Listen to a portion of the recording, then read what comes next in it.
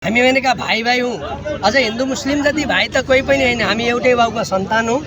आज शरीरले अनेकौँ नाम दिएका होला, मेरो नाम एक होला, अर्को उहाँको नाम अर्कै होला र मलाई अर्कै धर्मसँग जोडिदिया होला, कसैले अर्को धर्मवर्ष जोडिदिया होला, तर हामी भित्रको जुन आपसी सद्भाव र आपसी चाहिँ मिलाप छ त्यो चाहिँ अनादिकालदेखि अहिलेसम्म चलिरहेको छ।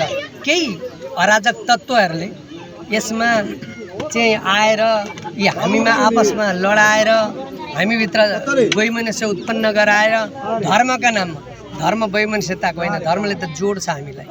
वसुदैव कुटुम्बकम भन्ने हाम्रो उदात्त भावनाले जोड्ने हुनाले हिजोका दिनमा हामी जसरी रहेका छौँ आज पनि त्यही सद्भाव कायम रहनुपर्छ।